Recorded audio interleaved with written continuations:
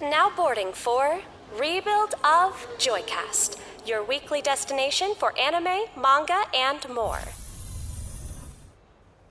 Welcome back, everyone, to a post-Chainsaw Man anime world. How we feeling right now, Val, after our worries last week? I am really happy with the result. It's just the usual thing that happens with seinen with, like, the use of CGI. But the CGI is fine. It's not terrible. It's Mappa CGI. It's serviceable. But I can't help but be like, why am I pulpy shonens and seinen anime always, like, plagued with the CGI when you got fucking, what's it called, Maiden Abyss over there being fully 2D and looking amazing, but I want nothing to do with it. Yeah, so I'm more concerned than ever. We got a bunch of people in the comments going, what are you guys worried about? It's Mappa. It's gonna be fine. Mappa are not a great studio. Mappa just use good content. That's the reason I'm worried. I'm sorry, I'm not, like, lulled to peace by monopolies in anime, alright? No. I am not lulled by that. So, that being said, though, let me stress that I think this looks incredible. This looks incredible. This looks great. But all those people bitching about how the CGI looked bad during the zombie devil fight, I think you guys don't even realize just how much CGI is being used in this anime. I'd say about 75% of that entire episode is CGI. You just can't tell because they're being very clever. They're 3D models that they're putting 2D like around like the faces, basically like the lip flaps and the eyes and stuff are 2D and they're kind of framing it around it. And so this is something, so people, one thing that I heard a lot of complaints about that I think was a legitimate complaint besides the CG is just there, okay? We gotta live with that. And I think it looks great. I just don't think it's tenable. I think this falls apart towards the end. But for me, and a lot of people had this argument, and I like this argument, people are getting bummed about the color. And there's a reason for this. Okay, go on. I mean, because legitimately, this is the same kind of color we bitch about in Hollywood blockbuster movies, don't we? That it's too fucking dark and muddy. I suppose so. I was thinking it seems more I think it out. Yeah, it's washed out. It fits the gloomy nature of those early chapters. And based on what we've seen in trailers and concept footage, I don't think that changes. And that's a shame because if you've ever seen the marketing for Chainsaw Man in the magazine, the Shonen Jump, they make it a lot more they make it look a lot more colorful. And that's a shame. But I understand why they're doing it because it's a very clever thing. This helps cover the CG. The way that it's washy like that, it's very difficult to see if you're not like actively looking for it. And that's why all the people bitching have not noticed that practically almost this entire anime is CG. And they're complaining about one scene. I don't think it's entirely CG. I think it's mostly rotoscoped is what's really going on. The opening is rotoscoped. No, even the bit where like Makima and her guys are walking, that is absolutely like rotoscoped. That's a rotoscope too, but there's 3D on that too. No, absolutely. They're doing the same thing on an anime that we absolutely adore, Ranking of Kings. They did this too. You just don't notice as much there because Chainsaw Man has a little bit more photorealism than Ranking of Kings. So Ranking of Kings can hide it very easily. And still be colorful. With Chainsaw Man, it gets a little fucky. But I mean, I really love that episode. It was a little bit slow. Yes. I felt like they didn't need to do so much of the zombie fight, I think. They could have, like, cut the zombie fight in half maybe a little bit. I don't know, but they're trying to fill out a 20-minute episode. 25-minute episode. And that's the reason why I am still very concerned about the pacing. Because based on what we're seeing right now, like I said, there's a lot I am not allowed to disclose. I was not very clear about that last week. Because people were like, what are you confused? What are you worried about? And it's like, and I re-listened to the episode, I'm like, oh yeah, I kind of rambled, so I apologize. I was sick last week, and so I was more distractible than usual. There's a lot I cannot disclose, but I have a lot of contacts at Crunchyroll, and I cannot confirm or deny that I've seen and heard some things. And one of the things that now we can confirm was the CG. That was what I was telling the audience to temper their expectations, because they were already bitching about the zombie devil scene being in CG. I'm like, oh no, if they don't like that, they're not gonna like the fact that most of this entire anime is CG. Probably not. But it seems like they have fooled the complainers and anyone that actually respects this art form understands how that's working. And so we've cleared one hurdle, but we are still approaching the pacing hurdle and the localization hurdle. I especially cannot talk about localization right now.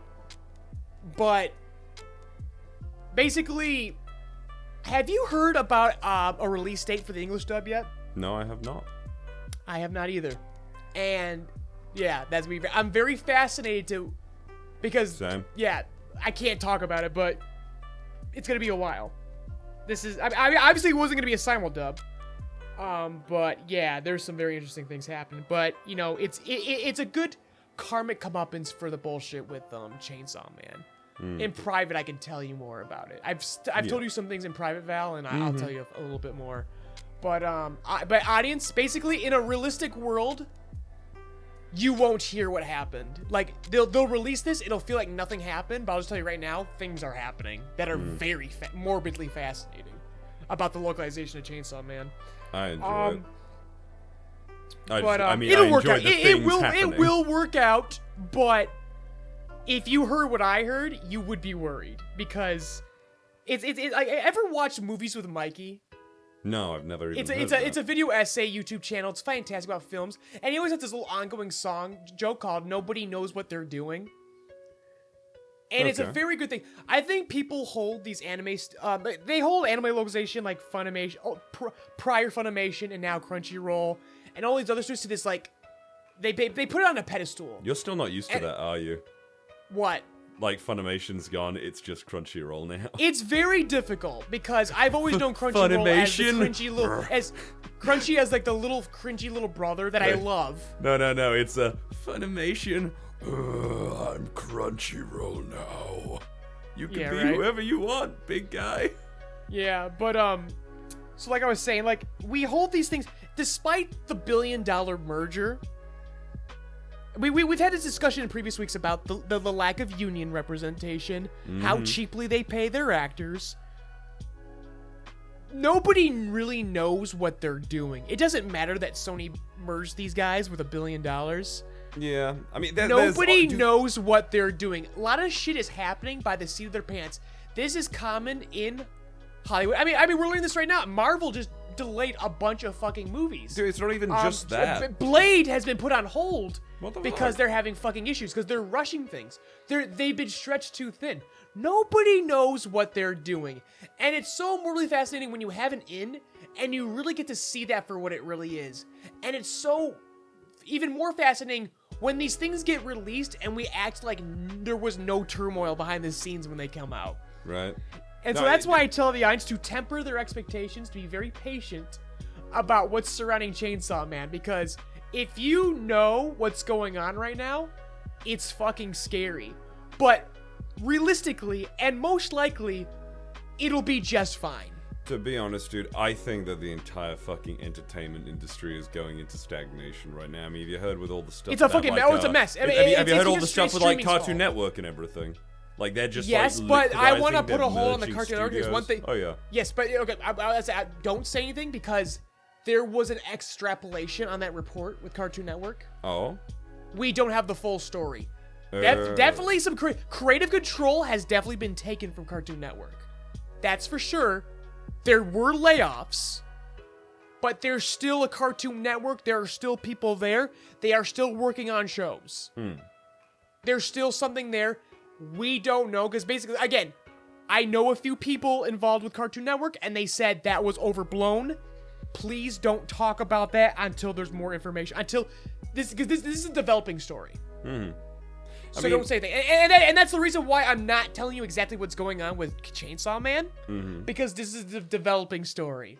I mean, there's also all the and stuff I must like... continue to further reiterate to people who work at Crunchyroll who are listening to this podcast, multiple sources. This is not one person. Multiple people have talked about this. And I am doing the kindness of not saying it publicly, but just telling the audience to be very patient about if something happens, please be understanding. I mean, have you heard all the stuff like... I saw a little bit ago, I think it was this week, maybe last week. The weeks have been going by so Ignorance quickly. is bliss, kids.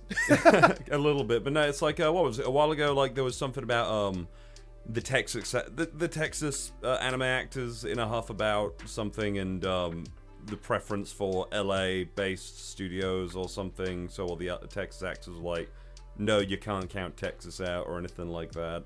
I'm not sure what's going on there because obviously I'm not in Texas. Oh wait. So So Texas voice actors are mad that they were mad. They were mad at something. I think maybe LA is taking a lot of work or something, and yeah, because they're pissed off about union. it. Yeah. So and there are union voice actors in Texas. oh, absolutely. Yeah. But it's the fact that goes back to like just the bare bones like culture, studio culture. You have your group of actors you're comfortable with, and you're gonna actively work with them. It might be a easier when it's separate local. thing. It might be a separate thing from that, but I know that like they were in a huff about something. But that being said, though, if some LA fucking studios are getting a bit smarmy about the anti-union culture in Texas, so fucking be it. Those are the fucking breaks, kid. Yeah. You hitch your trailer to that fucking non-union bullshit, it's gonna drag you down. These corporations will not fucking protect you. Nope. Look, corporations are gonna go with whoever's most convenient to do these things. Cheapest and most convenient, and that's how they've settled in Texas, and that's why they won't do anything about that. Yep. But that being said, like whatever LA's doing right now is good pressure. I take that as good pressure. Because it's lighting a fire underneath the Texas actors to get them their asses unionized and start stepping up. Because if they really wanted to hobble a production, and then I'm gonna stop there because we're not gonna keep talking about the Chainsaw Man situation. No. Yeah. So, Chainsaw anime looking fucking great. The pacing is bothering me even more than usual. I was worried about the CG because I was told there was a lot of CG and I couldn't see it. And even though I know how it goes and I like it, but I was afraid about audience reception to it. That's why I was telling everyone to temper their expectations. Because I was like, and lo and behold, people didn't even notice. That's how fucking clever it is. But they did notice it during the Zombie Man fight. Oh, absolutely. So, that's a thing. In all fairness, I have seen, like, specific fan animators when the manga was still, like, new, doing better jobs on, like, the zombie fight and stuff. So, I get some complaints, but I still think they did a fine enough job. I think it's perfectly like honestly, like we're getting so close to CG just completely overtaking anime. I know. We're getting so close now. I'm not looking forward to that shit when it hits JoJo Part 7. Oh man, Part 6 is almost Oh done my too. god, Part 7's gonna be entirely in CG. I You know, fucking know it. dude. They're gonna outsource that to another studio. I need to Maybe go to they'll give it to the America. guys who used to do those old JoJo openings. Ah, that'd be. I need to go do the fuck. I need to. They actively do anime. They don't just do openings. Whoever's dubbing like JoJo, I need to like fucking go to America and have a fucking word with them. At least get into their fucking auditioning pool. Right? I will fucking slum it in America. Manifest for, it like Kira did.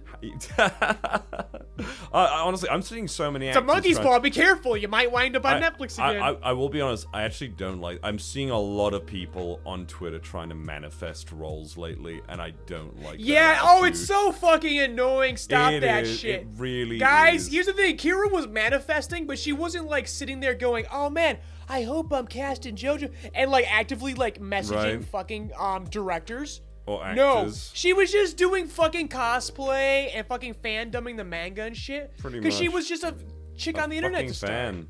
That's the shit that I came from. Like when she was an active voice actor, she wasn't fucking doing that shit. And I see that from people I know who are actively like not just like soliciting themselves. They'll start like adding directors and then adding other voice actors. Go, man, this anime is coming out. It would be really cool if so and so played this character. Do not do that. Please don't. It's just. Do not fucking, do that. That causes trouble. it's just a Directors, bad honestly, fucking thing. have very... I know it may seem like they have control. They have a little bit of control. But ultimately, it's up to the producers in Japan. It's not even directors. Who really It's control other that. actors. It's just other And if you actors put and that shit. up there, the Japanese get very fucking, like, smarmy about it. They'll actively choose against. Like, don't do that. You're actually putting your favorite voice actors in more trouble. Because it's that same mentality while some directors don't like YouTubers and people with social media followings. That's a lot of trouble. Just, que sera, sera, alright? What will be, everyone. Just fucking audition like everyone else will when the time fucking comes. They will audition when the time comes. Or they will be approached in a back alley and be told to play Mob Psycho. when the unions fall through. When the big suits, the big strong fucking kingpin-sized men from Crunchyroll show up and say, guess who's playing Mob this week? How would you feel if I don't know, they did do like what is it, Pop Team Epic thing where they just changed the voice actor every week? I think that shit's fun. I actually think that shit's fucking funny. I still don't like the Pop Team Epic the old anime. thespian in me likes that. It reminds me of the old stage days. No, yeah, it's very cool in where that regard. the role of so-and-so will be played by this guy this evening. And it's like, and it's cool. It's like, all right. On a production side of things, take. it's super fucking cool. I like it too. I just do not enjoy Pop Team Epic as an anime. I prefer it as like something with no audio, you know? Because I feel like the jokes like run too fucking long. I don't know. I like the succinctiveness of each like panel joke and everything in like the books. Just, man, anime is not for me, but you know, to each their own, obviously. Yeah, so I know that new Pop Team Epic came out, and like I didn't even fucking pay attention. They've been kind of like how Attack on Titan season 2 came way too fucking late. Yeah, missed the zeitgeist. Pop Team Epic has missed the zeitgeist. Actually, I don't know about that. I think Attack on Titan came in like fucking stronger than ever. To be honest, they like. I know. I think season 2 was garbage. Season 3 was fucking good. I thought season 2 was fucking cool because that's the bit. It got to one of my favorite bits where they're stuck in the tower and Reiner like flips a Titan out of a fucking window or something on his back. Oh, the tiny Titans or whatever. Yeah. The mini. Nah, that season blew, man. I liked it. I was like, it tried my page. It's like it was like more of the same. It's like, bro, we're like post fucking Trump presidency now. Like no one wants this apocalyptic shit. Okay. But let's see. So next, other news that's interesting. So we broke the news a couple weeks back about the death of Yu-Gi-Oh's creator, Kazuki Takahashi. They have finally released the report. The motherfucker died assisting the U.S. Navy in a rescue op. He saved the U.S. Navy. I didn't hear that. I just heard he was like saving people from a fucking brutal ass riptide. He was collaborating with the U.S. Navy because he's an active scuba guy. And he just happened to be in the area, and he was working with a Marine guy. That's so fucking cool! How is I do not give a single fuck about Yu-Gi-Oh, but this man is fucking cool as fuck. We said the man was a badass. The man lived a badass, and apparently he also died a fucking badass. Just what? My God, what a cool fucking person. Like Eiichiro Oda. What a fucking life. What a fucking life. I love Goda, Eiichiro Oda and everything like that, but it's like, man, this doesn't hold a candle. Probably is like a human being. I guess. He may have brought some. You never know. These guys live very private lives, but Kazuki was a pretty loud fucker, dude. Yeah, no, that's just cool as shit, man. He lived it up. Died a fucking hero. Created Yu-Gi-Oh, died a hero. Hero. Yeah. But yeah, it's good because Japan always like holds those reports for so fucking long, and you expect the worst. Your imagination is always gonna be worse than what actually happens, and so a lot of people feared some really sad things, and come to find out that's what it was. Like now we know why they had to hold on to that information, because that was a little it's a wonder we ever got that information. I'm just imagining people being like, oh man, I hope the creator of Yu-Gi-Oh didn't die in like a fucking horrible sex accident, like he was trying to like take his fucking that, like or fetishes to the he was trying to take his like, fetishes to the extreme. Just something, you know, like something awful. That's what you want. And the fact you find out the dude was saving some lives. Oh, that's so fucking cool. Rest in peace. What is his name? Kazuki? Yeah, Kazuki Takahashi sensei. Yeah. Fucking cool guy. I might, honestly, the only thing in Yu-Gi-Oh! Wise I've ever been interested in doing again is watching fucking GX in Japanese, because apparently that shit gets insane. I just remember the mammoth in the English dub. That sounds like our unfortunate. Yeah. Honestly, I liked Yu-Gi-Oh! GX. When Yu-Gi-Oh! GX came out, I thought it was cool as fuck. Oh, I mean, I was the perfect demographic for that at the time. Yeah, it was just like, yeah, card games at school. After school, fucking Yu-Gi-Oh! Yeah. Yeah, no, it was fucking cool. I liked it. Speaking of anime and stuff, though, you want to hear about fucking Witch of Mercury this week? Yeah, so you're gonna make Witch of Mercury just your fucking thing now. Yeah, huh? I am not enjoying it so far. I'm really And you not. and you choose to punish yourself. I do choose to punish myself. It's the punishment, as Steena says. I shit on Lycoris Recoil, and my punishment is Gundam being fucking This awful. is your hell. This is your layer of hell. That Yeah. you need to go to. Like Dante's Inferno, man, with giant robots. So this week's episode of Gundam Witch of Mercury, or Witch from Mercury, is it's getting into the nitty-gritty about the the political climate of the series. So, as established in episode 0, Gundams are apparently outlawed, as per the command of the head of this company. I can't remember his goddamn name. I will get there. But I do remember the main character's name now. It is Suletta. Her name is Suletta, the red-headed girl who pilots the Gundam Aerial, which is apparently a female. Okay, whatever. Is in a lot of trouble. The government have come in, they have confiscated her Gundam, and the head of the whole thing, father of, who I'm gonna call Father the prize. of the bride. Yeah, father of the bride. We'll just call her the bride right now, because I cannot remember her goddamn name. She means nothing to me, although she did something. This lamb means nothing to you, yet you give it your time. I'm giving it my time, Ivan. Yeah, exactly. Goddamn. So, the bride has basically organized her escape to Earth. She wants to go to Earth. Suletta, the pilot of the Gundam, has been detained. Her Gundam has been locked down because they have found out that, the biometric the readings from this mech have shown it's like a Gundam. We need to confiscate this shit and destroy it. How the fuck did those savages on Mercury, that shitty little mining planet that we have, construct a Gundam? And so there is a summons, basically, for the head of the Mercurian corporation that is a wing of the main corporation of what's going on. There is already so much fucking shit I have to keep track of, so forgive me if I get some stuff wrong. So, they have a summons. All of the families, the wings of the company and everything get together, and they've got their own reasons for being there. So the head of the Mercury thing, and I'm pretty sure Suletta's mother, who is the one wearing the mask, which, as you should know, Ivan, if you're wearing a mask in Gundam, it usually means bad fucking news. They are going to be It means you're that one fucking blonde fucker. Exactly, but it seems to That be... they can't get over. Yeah, it seems to be Suletta's mother.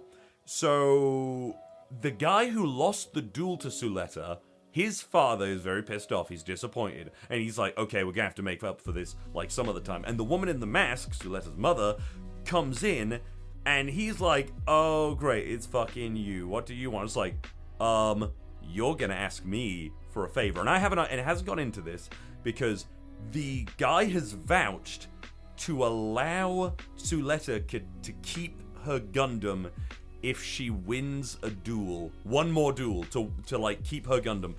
And the dad is being a massive fucking hypocrite, and his daughter, the bride, has an opportunity even to leave this place and go to Earth, but she gives it up to try and bitch out her dad in the middle of this fucking hearing, and be like, no, let Suletta fucking have one more duel, and you can't go back on your ship, because now he's like, I'm just going to pick a husband for you because I don't want you marrying a woman or anything like that, because I guess he's like, this isn't going the way I fucking wanted it. I wanted my daughter to marry just the strongest, coolest guy or something, and he doesn't like that. So that's what's happening. The guy is vouching. The guy whose son was previously the bride, Goal or something. I can't remember all these fucking names. It's already having one of those problems where it's introducing so many characters right off the bat that I am having so much trouble remembering everything going on. So there is a boy who seems to like Suletta, who is also a son of one of these families, and he's visiting her and giving her food, and she's doing that stuttering shit that she does, and all that. But I'm like, okay, this is don't be ableist now. Yeah, it's her personality. That's characterized I dialogue. just because they couldn't fucking because they couldn't make her an actual character, so they just overly characterized the dialogue in the script. I'm really trying to give this a fucking chance, and I'm gonna hold it in. I You're probably will. You're not having a good time. I'm definitely not having a good time listening to this. I don't know if our audience is. I don't know. They're gonna be bitching at us more about Chainsaw Man. About don't worry, the monopoly is fine.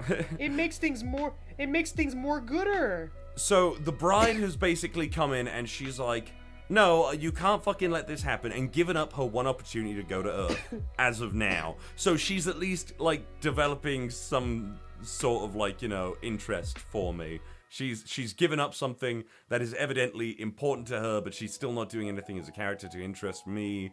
I have a feeling that the deal that the woman in the mask made with the father of the previous betrothed to the bride, which by the way, apparently this is also being like partly written by the person who made fucking Revolutionary Girl Utena, which as you know is a highly iconic series and a very like, what's what I'm trying to look for? It's a revolutionary series because of like, it's fucking exploration of genders, sexual relationships and everything. But as iconic as that series is, its story and the way it presents shit is an absolute clusterfuck. That's all I'll say. Iconic as fuck, cool as hell, but story-wise, it's all over the fucking place, and it would drive you. A lot of anime from that time. It would drive you up the fucking wall. The things that it does, but it's still cool as fuck. So I'm pretty sure I'm right, and I'm certain you had the same thought, where it's just going to be she wins the duel, and now everyone's happy because here's what I think's gonna happen. The woman in the mask has made a deal with the guy that she will tell Suletta to, what's the one I'm looking for? Boxing. Take a fall. Take a dive in a duel with the son so he can be the betrothed again, and the fucking, the father can, it would help if I remembered these names. So the father of the previously betrothed can once again become potentially the head of all the corporations and murder the bride's dad. I imagine that's not going to go to plan because I imagine Suletta doesn't want to sell out this girl who's like evidently put something important on the line for her. So it might get more interesting from there, but so far I'm really not digging it. I was like working out the entire time that I was watching it. It's just eh. Move on. Val, did you watch Bleach 1000 Year Blood War? I tried to, and I just didn't care. Did you? I skimmed it. It doesn't look too bad. They're putting their whole Bleach us into it. Yeah, no, it doesn't look bad. I'm wondering if Shiro Sagisu did the score, the music. No, is that the original guy for Bleach? Because I know he's the original composer. I wonder if they brought him back. Because I hear motifs that sound like him. I wonder if that's just reused from the original series, or if he composed new music for this season. Oh, I mean, potentially. Like, I tried to watch it, but I just found I did not care. I don't know. I don't know. I want to watch Bleach, but then I sit down and I'm like, man, it's just official. I don't feel anything for these characters. When I was 12 years old, I think I told you, I used to love Bleach. When I first saw it, I thought it was cool as hell, along with Full Metal Alchemist, Cowboy Bebop, and everything. Ghost in the Shell on the old Animal Channel. That anime channel that I used to watch as a kid. But I think, and plus it's been 10 years. I really don't think that helps it, but Bleach fans be eating, like, good for you guys. Like, go ahead, fucking enjoy yourselves. You deserve it. Especially for those of you who've waited not 10 years, like 8, no. How long's it been since 2016? Like 6 years? Yeah, 6 years. Like the last 6 years since like the manga ended. So, fucking go for it, Any other thoughts on it? Like I said, I mean, it looked pretty nice. Like like I said, it was Studio Pierrot, so I'm a little bit concerned. I thought it was pronounced about the hold up. I thought it was pronounced Period. It could be either way. Who the fuck knows? Yeah, who fucking knows? It's Japanese, and it sounds like they're taken from a fucking French word. Exactly. Otherwise... They did Korra, didn't they? In the first season, when it actually looked good. What's that? They did Korra. Back in 2014, they did the first season. They did season 2, and they did the first half of season 2, and everyone bitched about it. Season 2, fucking... I hated season 2 of Korra. Yeah, as you know, I have divisive opinions of Korra. Everyone did. Yeah. That's actually interesting to bring up. Avatar Studios. So the group that's developing the new Avatar films. I don't fucking trust them. I don't trust anything they're doing with that franchise, honestly. Well, the fact that they delayed or maybe even canceled the Kyoshi movie, fuck that shit. So the first movie that they announced, they were making a Kyoshi movie based on the novels, which are fucking badass. But then I think at Comic-Con they announced, oh no, our first movie is actually gonna be about the old Aang group as adults. Okay. Which I'm like, easy money. I understand, but you better not have canceled Kyoshi. But no, they acquired Flying Bark Studios. So these are the guys who do Rise of the Teenage Mutant Ninja Turtles and the Monkey King Lego series. Their action sequences are fucking insane. Yeah, but that's down to the directors, really. Like, did they get the same directors? That's what I want to hear. They probably be part of the same crew. If it's the same director, it usually comes with the territory, dude. True. I just so that means it's gonna look up. It might look a bit different, but there's gonna be some crazy sequences. Probably. So that's pretty cool. I mean, that's what they need for that stuff with the bending fights and everything. Exactly. Like you want to step things up, like kind of like do something new. That's how you go about it. Fair enough. What do you think of Chainsaw Man this week? Manga-wise, chapter 106. I feel like... blue balls. This one... This was all set up. Even though last week was also set up, this was just like the build-up to the fucking the action sequence that will happen in 2 weeks. It felt extremely short. Yes, because, again, this is a week that not much happened because they were just like, alright, Fujimoto-sensei needs a fucking month for that next chapter. And boy, he can have it. He can fucking have it. I have a bit of an issue, admittedly, where Yoru is switching between, like, I've said it before, like, you know, Yoru being more dangerous than maybe Asa's giving credit for. And this is where I'm like, I legitimately think Yoru and Asa aren't going to last as long as we think they will. I don't see it. I still believe this is the focus of part 2.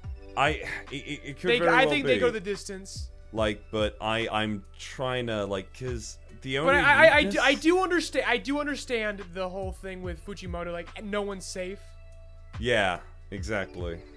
It's. I don't think so. Yoru specifically looks way too iconic to just go away. No, I feel ya, but it's like.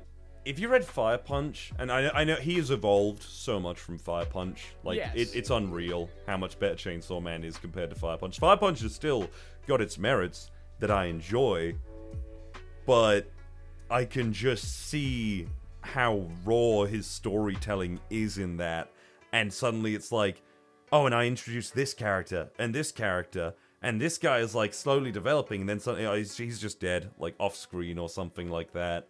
I don't know, maybe decided he couldn't figure out what else to do with it. And I'm just thinking, like, how the fuck are Yoru and Asa actually going to, like, get stronger at this point? I don't even know how Yoru is going to do this. We're gonna bond to someone. Like, basically what's gonna happen is that they're gonna kill this chick. Like, and that's gonna be a new weapon. And then basically, we're going to be acquiring more weapons. We're going to be building up our weapons. And we're going to start developing relationships with people, then fucking killing them and getting stronger. So the idea is, like, I guess I haven't been thinking about it. We're getting a very Monster of the Week vibe, I believe, is what we're doing here. Is Yoru going to be building up an arsenal? And because yes, I thought it was going to be like if they kept the head of the teacher or something. And we haven't seen. Who knows? That might still be around somewhere. It might. I hope it is, because I'm hoping it's like, no, Yoru can, because she's brought Katana with her, and that's all she has. I want her to, like, have the head of the teacher, like, stored somewher or something. Yeah, like, maybe, like you said, that might happen. When they start popping off, that sword might go full fucking devil mode, you know? Yeah, but the most interesting thing is, her friend, I still forget her name. What is her name? I know, Yuko, we should know her name by this time. Yeah, Yuko. It's Yuko. So Yuko has made a deal with the Justice Devil, but it's a different form. And is this, like, representative of, like, you know, the different ways in which people, like, you know, carry out their justice? Or something? Yeah, like I'm anyone really that like interested. anyone that's affected by a devil has a different form, I think. That's... It manifests a little bit differently between people. You might not be... You know what? That might be right, but we haven't seen anything Because go back to Denji's initial Chainsaw Man transformation versus his final form later in the series. Oh, you mean... Oh, yeah, but that was when... That was final when form he, is like the pure actual Chainsaw Man, whereas the first Chainsaw Man we see is just Denji's version of it. Yeah, exactly. It's just... So that's kind of what's going on here. It's like, you know, different people are gonna have a slightly altered version of what this looks like. Yeah, I mean, I think Denji's weird because he's obviously, you know, being a person. It's not the point is that when he was that Chainsaw Man, it's because he was feared. But then it was like everyone loved him, and that's what Denji feeds off of to keep on going. That's like a big thing in it.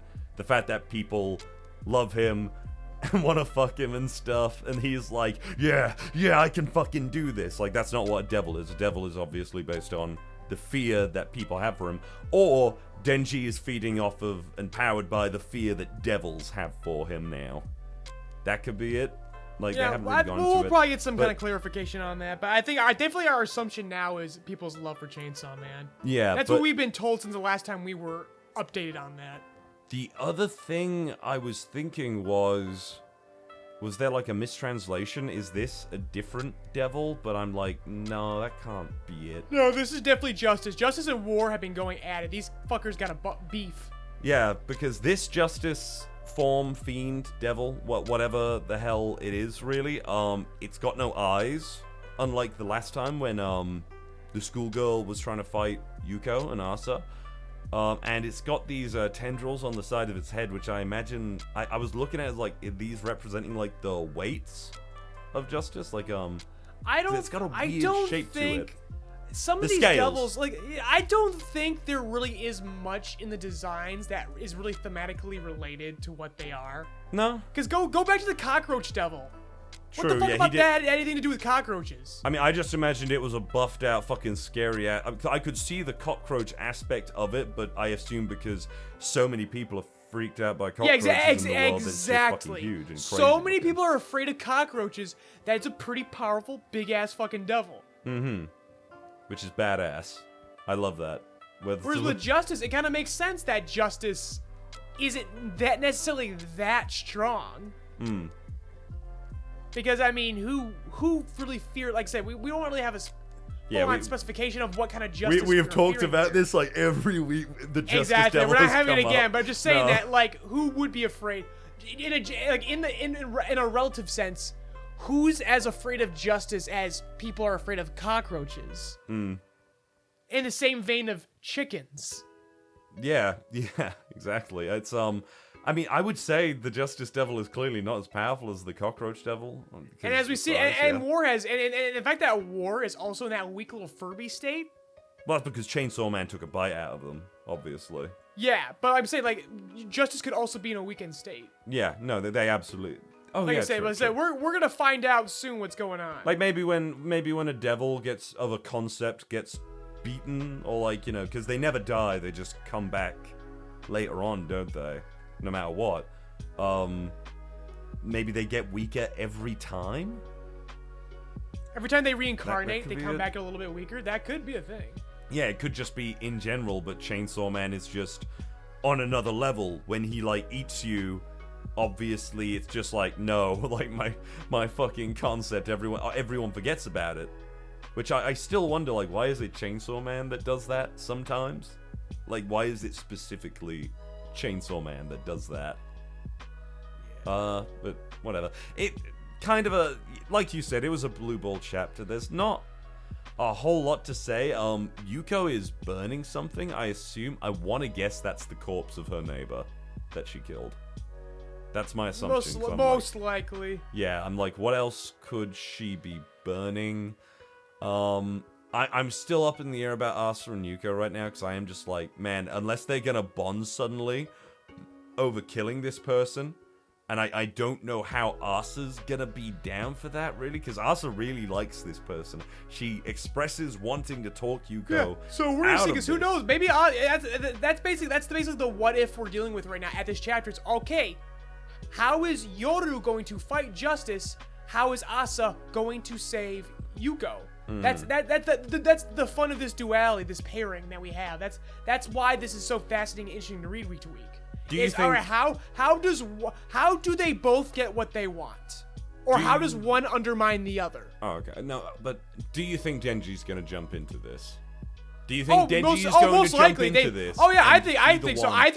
Here's what happened. Either he does jump into it, or he's gonna be distracted doing something fucking stupid. I think Asa may very well... Okay. This is the closest thing I can get to, like, what I think is probably going to happen. Asa is going to somehow convince Yugioh not to do this. She's going to pull back, and Denji at the last minute is just going to kill her. Because she's a devil. Not actually understand the situation. Yeah, like Denji fucking kill steals at the very fucking end. Yeah. I can see that. I can see that. And through that, Asa is going to double down and be like, fuck you, Chainsaw Man, you don't fucking save people. Fuck you.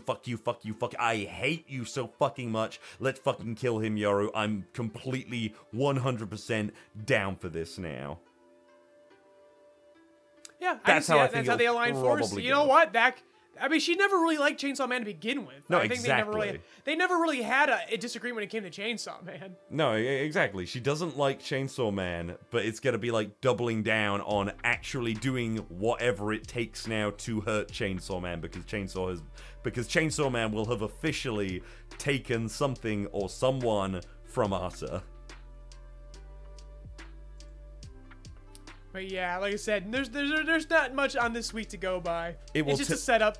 It's a setup week. Like, the only way I can view this happening, if Yoru and Asa are going to go forward and actually be the main characters of this, is if Asa basically nuts the fuck up and says, gets the moral tipping point, you know?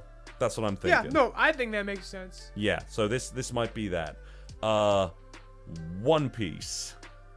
Chapter 1063. Yeah. So we were speculating, because when it's black and white, you can't really fucking tell. We were wondering if Chocolate Island was either melting or frozen. It's definitely frozen. This is definitely Aokiji's work. Oh, okay, then I really thought it was melted or something. Yeah. No, it looked like it, but from here, it's definitely frozen. And it's called the Cold Blood Voyage, so we should have already been tipped on that. Oh, yeah, you're right. I thought it was because obviously it's the fucking... But it's definitely frozen, because you can see like this like wintry cloud. Like it's definitely like... It's like a cold fucking... I was thinking... I can't describe physically what it is, but I can make the sound of what it is. It was a good sound. But no, yeah. I was thinking cold-blooded because of it's about Sanji's and this guy right here in the sisters. chapter clearly frozen and not melted. Cracker. There's no chocolate people. Yeah, that's Cracker. Yep. Yeah, and Pudding has been kidnapped. Sanji's wife. We'll see her soon. Yeah, exactly. So they're setting her up for the finale. I mean, I heard a theory a little bit. I kind of skimmed over because I don't, as you know, like a smart person, I don't put a lot of stake into One Piece theories, to be honest. It's like those Zoro fan stuff where it's like, you know, the Wano shit. So I heard Zoro fans are fucking mentally ill. They are. Harmless and fun. But mentally ill. Exactly, but like us Bakugo theorists that got undermined a couple weeks ago. Apparently, I know how it is. There was something about the Three-Eyed Tribes having something to do with being able to find Raftel, or being able to do something like read the poneglyphs, maybe, and that's why Big Mom has a three-eyed child. But I'm like, would that be the case? Because in that case, they literally gave birth to Pudding and then treated them like shit their whole life for having three eyes, even though that would be like a purpose. I think this is just Big Mom just trying to have a fucking kid with like every fucking race of people. And this is her little empire. Yeah, I think that's all that's about. It's Big Mom's like weird utopia. But it could be. No, that's a very valid fucking theory though. Oh yeah, no, it's a cool theory, but once again, I'm just like, then why the fuck would you give birth to a child and then like ridicule them and treat them like shit for having three eyes their entire life when they would be like important to your plan to getting One Piece or something, I would be like, no, you fucking treat this girl like she's queen of this fucking island. But anyways, what's going on in this chapter? Oh yeah, two things. That was one correction, but the Chocolate Town. The other thing is, Oda admitted that he fucked up on Atlas. Atlas is number 5. I fucking thought so. Yeah, Atlas is number 5, and that Kuma, Seraph, is supposed to have white hair. It's definitely a Seraph. Yeah. He gave it black hair. It's supposed to have white hair, so he said he'll fix that in the volumes. Okay, that's good to know. I was gonna say, because all the Seraphim have white hair so far, so yep. I was kind of That's why there was a little bit of confusion, but yeah, it was definitely a Seraph. Cool. Okay, then. And here is a big question for me. What the fuck is Rob Lucci, probably not, but potentially one of the biggest fucking threats in this arc going forward? If they're buckling up for Rob Lucci versus Luffy again, round fucking 2, which I'm super excited for, how the fuck is Rob Lucci going to compare? I don't... Well, we have to so assume like, they've trained. what the We fuck? have to assume they've trained, and they've got some more hockey, because, I mean, let's skip ahead in this chapter. Traffy has to make it a point. Traffy's back, and she's hot now. You mean... I know you don't... No, I won't go there. I know you'll say no. You'll say bad if I say that. Yeah, don't say it. But yeah, well, back to Heat. Like, it's very quick, but it's funny. They have to make it a point about hockey being able to nullify devil fruit powers. Mm-hmm. And that's a fascinating thing. So yeah, we're skipping ahead because, I mean, nothing really happens in the Vegapunk. But you missed out. But you missed out on fucking based policeman Kuma. No. Yes. I hate it. Destroy. He looks funny as shit. But he looks cool as fuck. I think he looks like RoboCop. We're shown nothing that we didn't already know. Bonnie's father is Kuma. We know. Yeah. We're just restating the obvious. Based Jinbei got the dad Hawaiian shirt. He looks fucking great. I like Chopper's helmet. Luffy is basically wearing a dress. I'm not that into it, to be. I'm not into it on Luffy. Chopper looks fucking adorable. Bonnie is, she could be wearing some fucking trousers. Like, I'm not that into, like, just the panties kind of thing. I just like Choppers. Choppers is sick. That little, like, that chin strap to that. Yes, it looks amazing. Cool. And then Jinbei just looks the absolute best, this unit. And I love it when it's like, man, you all stuffed yourself so much, you got big fat bellies. It's like, mine was already like that. I fucking love this man. Every time Jinbei is there, I get, honestly, Ivan, Jinbei just might be at the top of my fucking favorite crew member or something. I just like him a lot. He's just like, I like him, but that's about it. It's because he's deadpan. He's very deadpan. He's not like... That's true. He's the straight man. He really is. And it's so nice because I feel like we've got Nami, who always reacts in, like, you know, vitriol or anger to a lot of the bullshit that happens with the guy. Nami's one of the goofballs. Yeah, she's a goofball. She's smart, but she's money. also one of the goofballs. When the serious ones are Zoro to an extent, Robin, and Jinbei. Yeah, but they all have their, like, moments where it's like, oh, you're a goofball. Zoro, you know, he's directionless as fuck. Exactly. Robin, when something's very cute, she gets all starry-eyed. And Jinbei, as we see here, he's kind of awkward. Yeah, and I like that about him, and I just enjoy everything about him. Like, you know, he's patient enough to wait for the massive meal. He's a former Shibuku, whatever, Shichibukai. Shibukai, and he's been reduced to the fucking dad of the team. I love it. We love to adore see this it, man. Luffy immediately can fucking tell it's Kuma, by the way, because he's just looking at he's just like, it's Kuma. Well, it's pretty obvious it's Kuma. Yeah, exactly. Gay Pacifista's all been looking the same. Mm-hmm. But it's one of those things. So we know that the original Kuma is with the Revolutionary Army right now, because Sabo has got him. Also, my friend brought up an interesting theory, and I'm pretty sure this was brought up ages ago, probably in the fandom. Jewelry Bonnie, potentially not actually as old as she usually is. She may still be a child. And it's just the fruit that, like, gives her the fucking power. Which I'm like, maybe it's just because it's, like, such an emotional reunion. See, all the other theories I've been told are the exact opposite. They think she's old as fuck. It's so no, you're right. She could be, because remember when they found her in the ocean, she was a child. Yeah, and right here, she is like bawling her fucking eyes out. Exactly, like, please don't hurt my daddy. Yeah, and but she's she always knows. fucking greedy with food and shit. So, like, yeah, I actually, like, after this, I agree. I lean towards she's probably just a little kid. Yeah, probably just a little kid who's been forced to, like, live the fucking pirate's life and everything, which also makes the fact that, like, a lot of people, like, Blackbeard, like, ages ago in the series, fucking being like, be my girl. It's like, damn, Blackbeard, you're going to fucking jail when that shit gets out, if it's real. Right, but speaking of Blackbeard, though, like I said, chasing down your favorite character, Traffy. Yeah, But it's interesting, though, because apparently they have Ivankovs.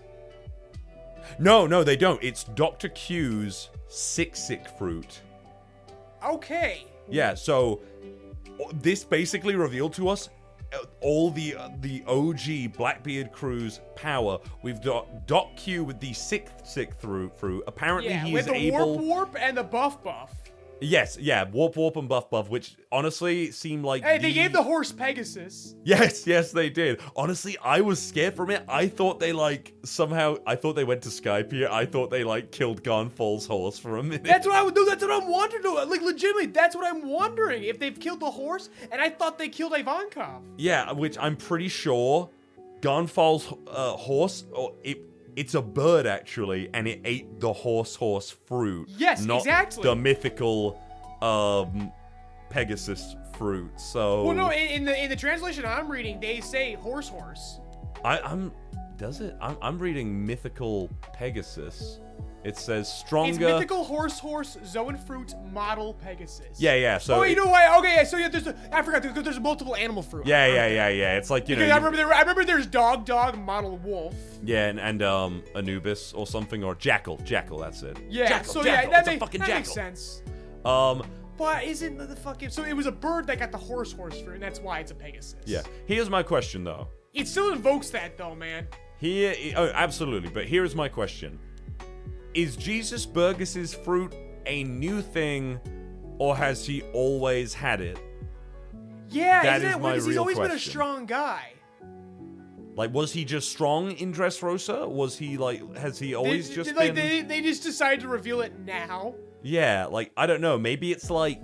It could very well be he has always had it, and that it is simply... it doesn't actually make him immediately stronger, but maybe it multiplies his strength based on how buff he already is. So maybe, like, if he had this, he'd I don't know, be, man. It's just like significantly we're less seeing the Blackbeard pirate's got a glow up. Because the thing that I noticed I thought was really cool is his ship.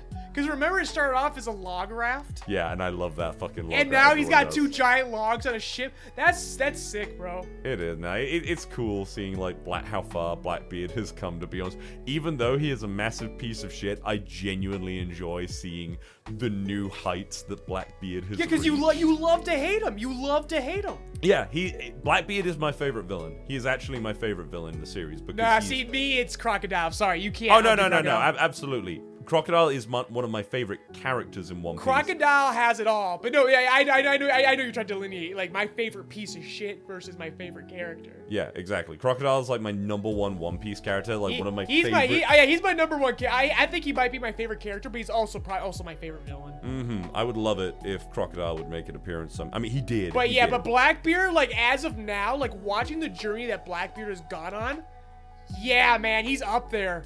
Yeah, he's fucking... He's formidable. Like I like that. That's one of the things I appreciate about One Piece is that Oda's not afraid to make villains fucking villains, bro. Right. I am surprised though still that Blackbeard has haki.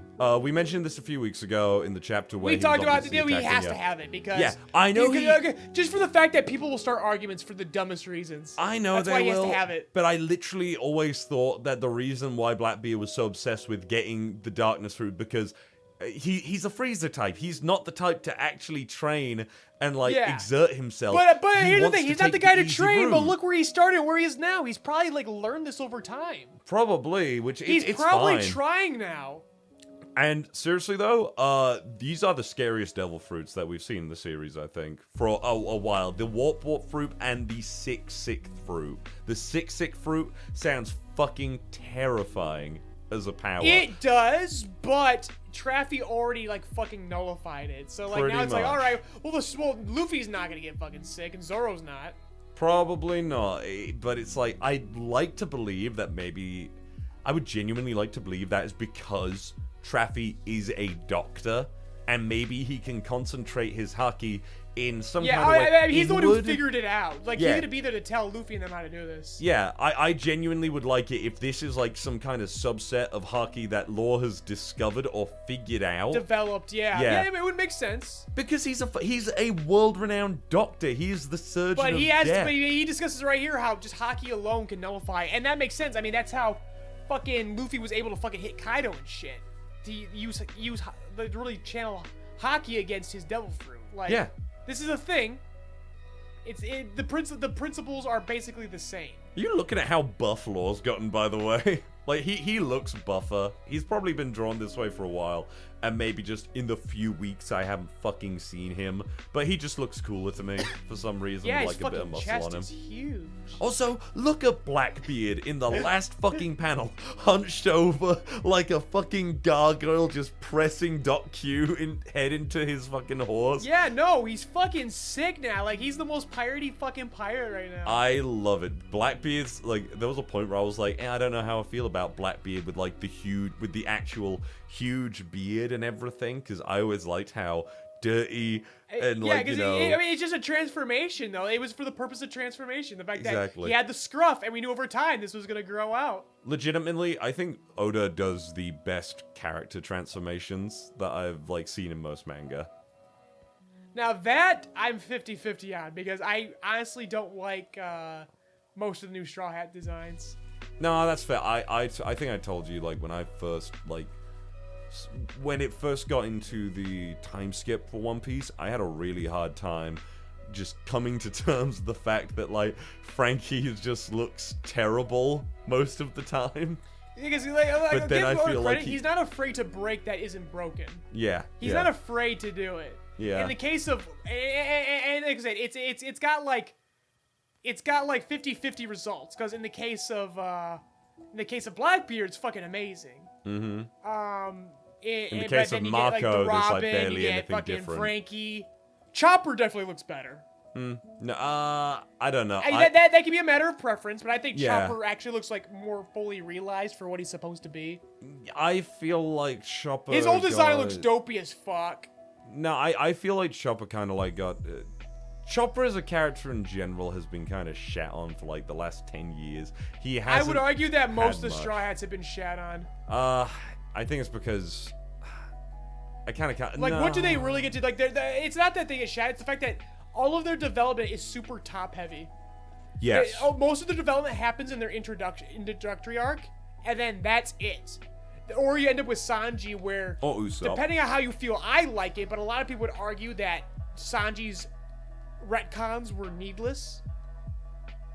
And I agree, he didn't need to have it, but it was pretty nice considering how problematic he was becoming up until that point. Yes. Yeah. No, a lot of people... It was good to course correct on him. Yeah, I agree with that. I just mean, I agree on the characters being top heavy. Usopp is the only one that kind of, like, goes against that because obviously... Yeah, I hold out hope that Usopp's best days are ahead of him. I think so as well. But if not, I mean, it's Water 7. Water 7 and Enies Lobby was up for a lot of characters. I legitimately believe that a lot of these characters are going to have their best days ahead of them now, because now that we're, like, coming not directly At the to the end of the very end, series, when we are in truly the final arc, I agree. Yeah, exactly. Because at the start of the time Until skip then, era, we're just holding out. We're just like, we're in a freezer. let's be honest, at the start of the time skip era for One Piece, the last 10 years that we've had, we've been in a weird position. We've been in the middle of the story, you know? And this is a long fucking story. We are officially 1,063 chapters in. It does not feel that long ago that we hit chapter 1,000 of One Piece. It really doesn't. But I genuinely think that the last 10 years have not been overly kind to our main characters in terms of development. I absolutely agree with that.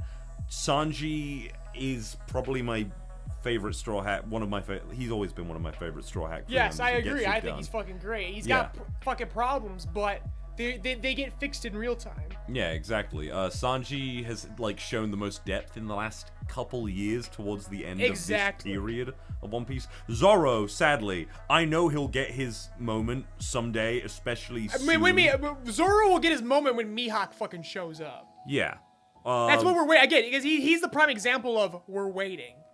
I would say Nami got a good moment in Wano, actually, when she stood up to Ulti, honestly, and she kind of had that Usopp in Alabasta moment where she was like, fuck you, Ulti, Luffy's gonna be king of the pirates, with tears in her eyes. Yes, and Ulti's like, I'm going agree. to smash your fucking head open like a watermelon if you don't give up now and like say your captain's a piece of shit. And she's like, fuck you. I mean, even Usopp was like, Nami, just say it and run the fuck away, which kind of annoyed me because Usopp had that moment literally in Alabasta, so I'm like, I was kind of hurt when Usopp said, Nami, just pretend to give up. But I guess it was like dire straits, and Usopp's willing to do anything to win at this point, I think. I can't wait for the day that Usopp just pulls out a fucking 9mm and shoots someone. Right. That is going to happen, I swear to God. He's going to be like, he's just going to shoot someone with a gun. I was talking to someone the other day about this, and they were like, Usopp's the weakest crew member. I was like, no, Usopp is not the weakest crew member. Nami is. They were like, but she has Zeus. She's done nothing with Zeus. If Usopp had a gun, you would not be able to stop him unless you're a fucking Logia. That's just facts, in my opinion.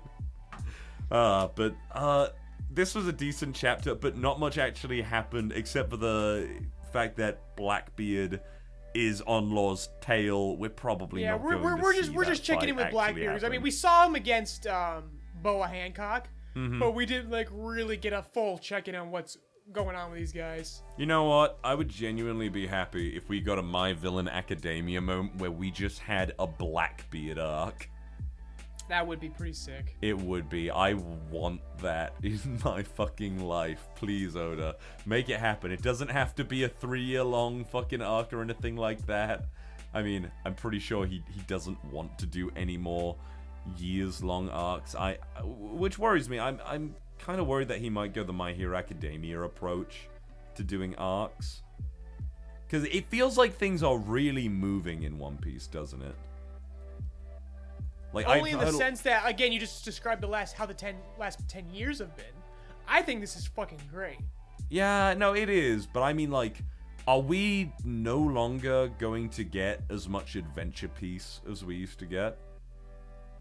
I mean, when's the last time we truly had Adventure Piece? I would say what we had a lot of it in Part 1 Wano. Yeah, I say Part 1 Wano, and then we had Zoe, and no, I think Adventure Piece is still around. I hope so. I think it's alive and good. We just had it. We're discovering this fucking sci-fi world. I think this is a like it's kind of your filler. It's your in-between arc. Kind of like Long Ring Island or whatever. By the way, there is one more thing we've got to talk about before we finish. And what's that? There's a new chapter of Berserk out. Is there? Yes. Do you want me to give you the rundown? Give me the rundown. Yeah, let's like give me an update. What's going on? All right. Fantasia is officially over. The arc that we have been stuck in on the island of Fantasia, you know, the fairy island and everything, is finally done. A lot of people have gotten back onto the ship. The island is in disarray. Guts was brought back to the ship. We don't know how. Potentially, I would like to think Skull Knight maybe had something to do with it. But I'm not too big on the pacing of it. Guts is just in the ship. He is in a room alone. I don't know why it's failing me now to figure out what people's names are at this moment. Shirk is basically okay, shit, I need to go see Guts. Farnes and Serpico are aiding the ill, the hurt, the injured, and everything, the survivors. And the witch girl, the long black hair, who's the big sister witch, Mulder, she is hey, your friend in the armor, he can't afford to be left on his own. Guts is currently in a room on his own. Mulder knows about the armor. She's He can't be left to go berserk. If he does, I will put him down. I will do it myself if I have to. And Shirk's like, you don't have to worry about that. The captain of the ship, who, by the way, ever since his fucking introduction ages ago, he has always been a cool guy. He is genuinely, like, worried about Guts. And he is, like, banging down the door. He's like, Guts, answer me. Don't do anything stupid, because they can all fucking recognize that Guts has just taken himself to be on his own, and he is absolutely devastated. Casca has been kidnapped. She is fucking gone. He literally slumps down, drops the Dragon Slayer, and he says, all this time, when I couldn't depend on anything else, anyone else, when I had nothing, I still had your strength to hold on to. And the chapter ends with him just sat in the dark. You were all I had. And it ends on a shot of the Dragon Slayer just laid on the ground, a faint light lost in the dark, to be continued on December 9th. And I actually think the art looks really good in this chapter. I really think that the people doing this, or the new director of this, I suppose, is seeing a lot of the complaints that people are making about the art, you know, and you know my opinion on it. Well, it's never really gonna be the appreciate same. This new, like, you know, life that this guy is breathing into Berserk, honestly. There is this specific panel as well I'm really enjoying, where Farnese is, like, thinking about Guts in the moment, and she's kind of like, she's, like, looking, like, really fucking tired, frustrated, as she is told to, like, heal people, but she is, like, so, like, just got Guts on her mind. It's a really good fucking shot. The art in this one looks really good in my mind. Yeah, it's definitely different, and it's never ever going to be the same, but I think they've got their rhythm here. Yeah, I think it's starting to look really fucking good. For what it's going to be, I think they've got it. But this shit, Ivan, this is big. Fantasia is over. We are going to see not this new crew, but this new guy take the helm of an entirely new arc for this series. So I am excited, but I'm also, like, a bit, like, hesitant, you know? Interesting times ahead. Yeah, it definitely. I'm ready. Let's fucking go. Yeah. It's kind of like with Wano being over, and now it's like, all right, a breath of fresh air. Here we go. Fantasia's over. What is the future of fucking Berserk here now?